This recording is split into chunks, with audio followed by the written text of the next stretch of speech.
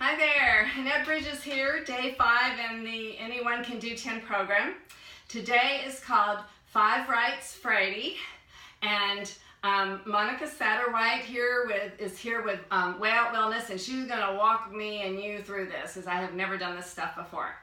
Okay, hello everybody. Welcome to, I'm so proud of you. Actually, you found us finish your whole week. Yes. We've done really awesome. Okay, so today's a little different. We're bringing in yoga into your practice, into our exercise routine. And today we're going to be doing the 5 Tibetan rights. What I love about the 5 rights is anyone can do it wherever you are in life, whether you are a toddler all the way up to an elderly person. And I start some of my older people on this, and they start where they're at, and they work their way through the program. So 5 rights is as much as 2,500 years old, and it's basically 5 different yoga exercises or moves that we move through the postures. Unlike some of the yoga programs that you are actually static, you stay very still during these moves and hold them maybe for a couple of seconds to a couple of minutes, whereas these we're moving. We're actually improving our balance, our core strength, and everything in between. And the goal of the 5 rights is, as you get better and stronger at them, to be able to do 21 repetitions of them every time. Okay. Today, and that's going to shoot for 3, 4, or 5. We'll see where we're at. You ready to go? Yes. Let's start on the right one. So number 1 is spinning. So Annette's going to hold her hands out to her side, and she's going to spin counterclockwise. It's her pace, her way. There's no right or wrong. And she's going to go as fast as she wants or as slow as she wants. Maybe picking a focal point on the wall that she sees every time she goes by. If you're trying this for the first time, I do recommend going slow and starting with just a few. We do not want you to get too dizzy and fall down. That is actually counterproductive. No injuries, please. Okay, that was right. Number 1, spinning. Number 2, we're going to have you on the floor, Annette. You're going to be on your back to start.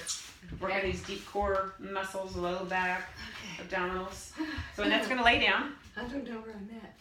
Oh, there she is. I see you, Annette. Okay. So Annette's going to lay down all the way on her back. And hands are by her side and her legs are out straight. So as Annette exhales, she's going to pick her feet up, her legs up nice and straight towards her upper body.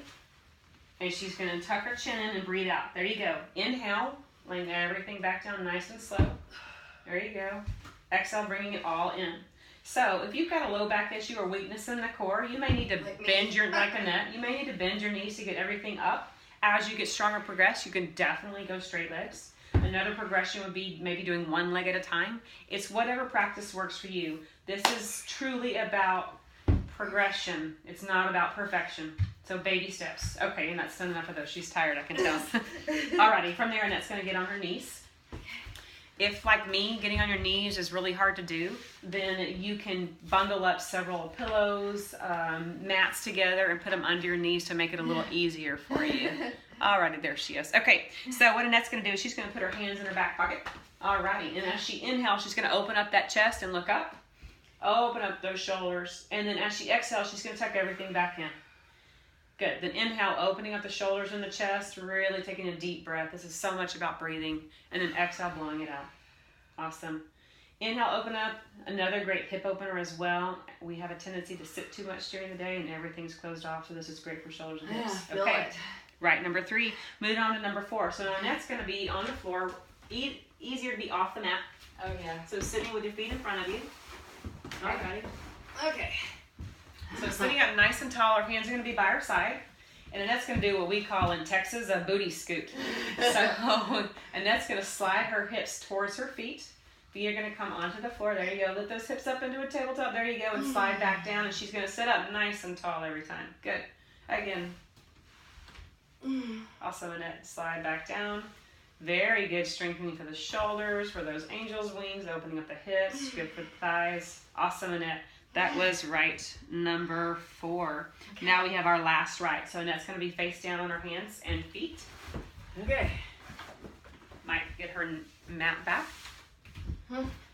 And if any of you are familiar with yoga and what an upward facing dog and a downward facing dog is, Annette's going to do a modified version of that. This is a little hard for Annette because of those shoulder muscles, so we're going to show you a couple of times. So what Annette's going to do is start in downward facing dog. That's where her hips are in the air, her arms are nice and straight, and legs are nice and straight.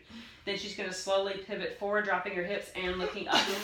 And hopefully we use a little more core strength from that.